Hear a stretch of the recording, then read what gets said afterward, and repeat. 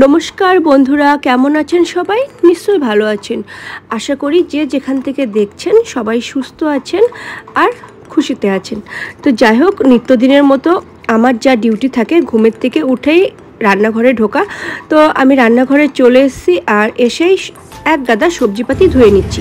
বলে সাত সকালে বাঘ উঠেছে, সারা মধ্যে সান্ত্বনা রোদ উঠেছে তো ভীষণ, তাই জন্য বলছে সাত সকালে বাঘ উঠেছে।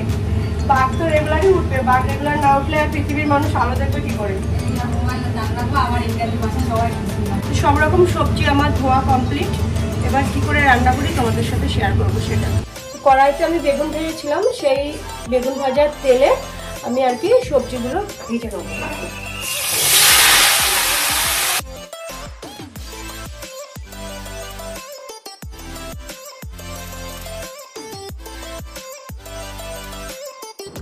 যেহেতু এক গাদা সবজি কেটেছে আর ফ্রিজের মধ্যে চিংড়ি মাছও ছিল, আর চিংড়ি মাছ যে তরকারিতে পড়ে সে তরকারির স্বাদ তো দ্বিগুণ হয়ে যায়।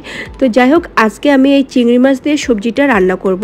তো প্রথমে সবজিগুলো তো ভেজে নিয়েছি আর এদিকে চিংড়ি মাছও ভেজে নিয়েছি। কড়াইতে তেল দিয়ে তাতে পাঁচফোড়ন আর শুকনো লঙ্কাটা দিয়ে ভালো করে ফোড়নটাকে ভেজে নিয়ে তার মধ্যে একটা গোটা সাইজের পেঁয়াজ, মানে একদম মিহি করে আর কি আমি বাটিনি, একটু আতাত করে বেটেছি, মানে সেটা নিয়ে ভালো করে আর কি ভেজে নিয়েছি।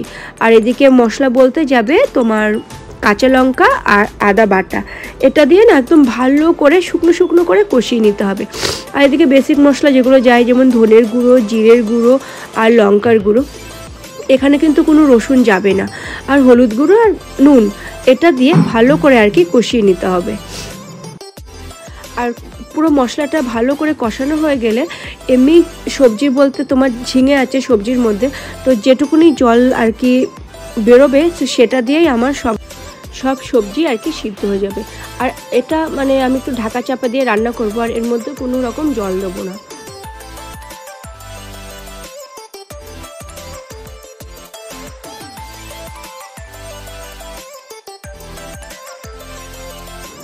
তো দেখো, ঢেকে রাখার পরে মানে গ্যাসটা যখন লো করে দিয়েছিলাম ঢেকে, তো দেখো অনেকটাই হলো জল বেরিয়েছে।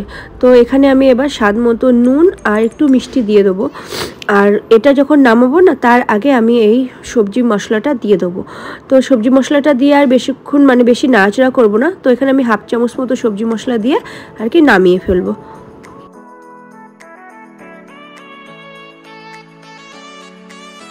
তো এবার রান্না করবো আমি মাছগুলো, খুঁজে পাচ্ছিলাম না। এই যে এগুলো কি মাছ যাই না, এবার তো মাছ যা ফুটবে আমি ঝাল করা নিয়ে রেডি হয়ে যাই। এবার এই মাছ সেটি ফুটবে। এগুলো কি মাছ গো? কি গো?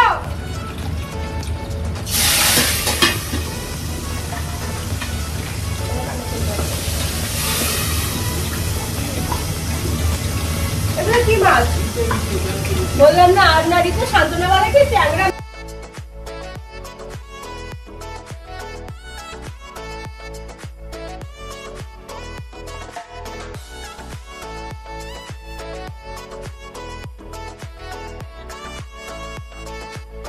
আর এদিকে সোমবারে রাত্রেবেলা বাপিদাস একটা বড় কাঁঠাল দিয়ে গেছে।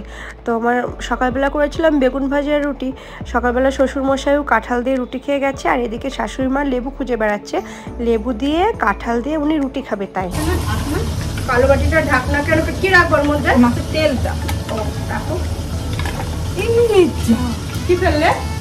দুটো ঢাকনা পড়ে গেল, একটা বাইসে আর একটা মিশে গেল। আর আমি আমার জন্য একটু প্রোটিন শেক গুলে নিলাম, কারণ দিকে নিয়ে এসছে কাতলা মাছ, তার সাথে মাছের মাথা, চিংড়ি মাছ, আর এর মধ্যে আছে তেল আর পটকা।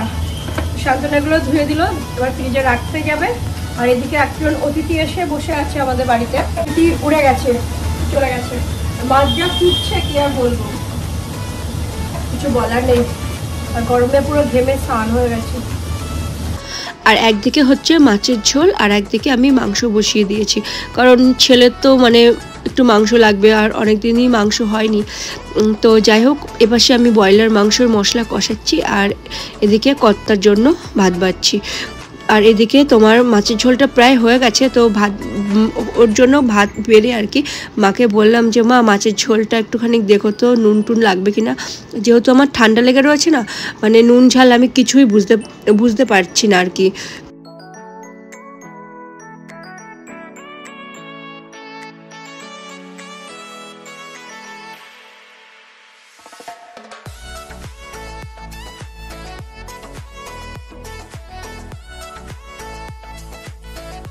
নামিয়ে দিলাম। তো যেহেতু মাকে আমি হলো টেস্ট করতে বলেছিলাম যে কিছু লাগবে কি না, আর তো মা বললো সব কিছু ঠিক আছে নামিয়ে ফেলো। আর এদিকে ও খেয়ে দিয়ে বেরিয়ে গেছে দোকানের জন্য। কালকে বাপিদা একটা বড় কাঁঠাল দিয়ে গেছে, এই যে কাঁঠালটা। স্কুল থেকে ওরা চলে এসছে, আর এসে আর বাড়ি ঢোকেনি। আমি রেডি হয়ে একেবারে ওদেরকে নিয়ে সোজা ডাক্তারের কাছে চলে গেছিলাম, কারণ 12টার মধ্যে আমাকে 12টার মধ্যে আর কি ডাক্তারের কাছে যেতে বলেছিল। ছেলের মেয়েকে একবারে ডাক্তার দেখিয়ে তারপরে বাড়িতে আসার পরে এখনো ঠিকমতো টাইম পাইনি। এই স্নান করে এলাম, এখন বাজে 2:30, আর ওদেরকে খেতে দিয়ে দিয়েছি আর ওরা খাচ্ছে।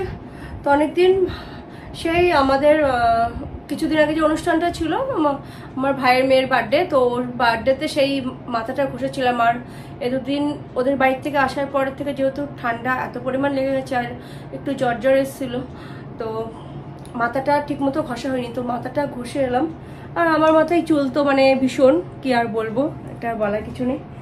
তো এখনো সকালবেলার থেকে নিজের জন্য যে একটু টাইম বার করে ওষুধ খাবো সেটা করতে পারিনি, কারণ সকালবেলার থেকে এতটা তাড়াহুড়ো লেগে গেছিলো। আর কালকে যেহেতু সোমবার ছিল, তো আমি আর রান্নাবান্না কিছু করিনি, তো সকাল শুধু ভাত করেছিলাম আর হোটেল থেকে খাবার কিনে নিয়েছিল। এই ছিল কালকের ব্যাপার। আর আজকে তো রান্না করলাম, ওষুধ খেয়ে একটু ভালো আছি। আর এখন আপাতত আমার জন্য এক কাপটা দেখাতে আমার লজ্জা করে, এই যে কাপটা, এই কাপের 1 কাপ গ্রিন টি করে নিয়ে এসেছি, তো এটা এখন খাবো।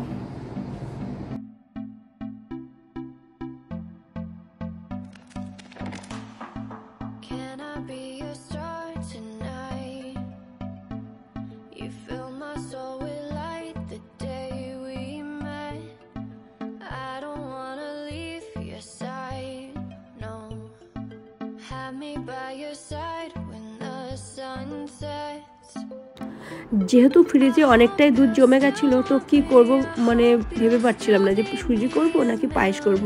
তো গুল্লু বলল যে মা পায়েসটাই করো চিনি দিয়ে আজকে। তো দেখো ফ্রিজের মধ্যে দুধটা আর কি অনেকটা যেহেতু জমে গেছিলো, আর একটা গামলার দুধটা তো পুরো বরফ পড়ে গেছিলো। তো যাই হোক, এদিকে কড়াইতে আমি দুধ বসিয়ে দিয়েছি। আর সন্ধ্যের সময় আমাদের জন্য, আমাদের বলতে আমি আর মাই চা খাই, আর গুল্লুর মিসরা আসলে গুল্লুর মিসকে দিই। তো আমাদের 3 জনের জন্য 3 কাপ চা বানিয়ে নিলাম। আর এদিকে ও জল খেতে গেলেই বলে বোতলগুলো একটু ভালো করে মাজতে পারো না।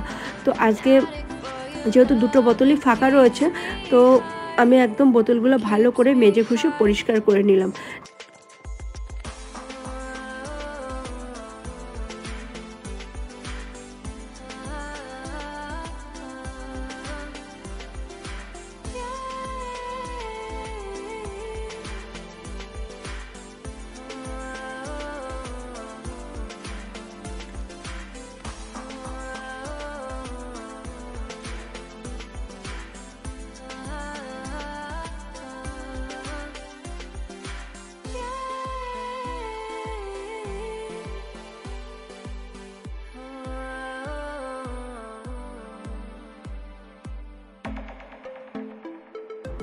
তো মাকে চাটা দিয়ে আমি আমার চাটা নিয়ে আর কি ঘরে চলে এলাম। আর এদিকে ছেলে মেয়ে আমি 3 জনে যেহেতু ঘুমাচ্ছিলাম, তো ছেলেকে ডাকছিলাম যে খানিকক্ষণ পরে মিস চলে আসবে, বাবা তুই উঠে কিছু খেয়ে নে। তো ও শুনলো যে কি আছে, তো আমি বললাম যে ম্যাগি খা বা দুধ খা, কিন্তু ও দুটোর একটাও খাবে না। ম্যাগি যেই বলেছি না করে আবার রাগ দেখিয়ে ধপাস করে শুয়েও পড়লো।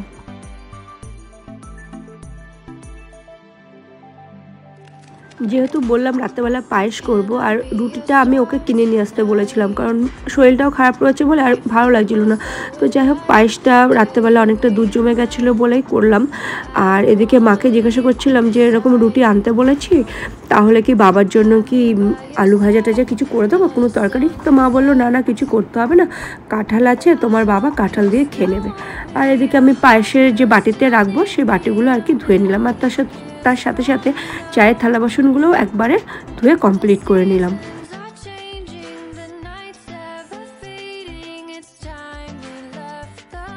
তো যাই হোক, লাস্ট অবধি ছেলেকে পটিয়ে পাটিয়ে ছেলে মেয়ের জন্য দুজনের জন্য আর কি চাউমিন না, তোমার ম্যাগি বানিয়ে নিলাম। তো ম্যাগিটা ওদের দুজনাকে দিয়ে দিলাম, আর ওর মিস যখন আসবে তো ওর মেয়েকেও আমি পরে দিয়ে দেবো। তো ছেলেকে অনেক পটিয়ে পাটিয়ে এই যে ম্যাগিটা দিতে এলাম।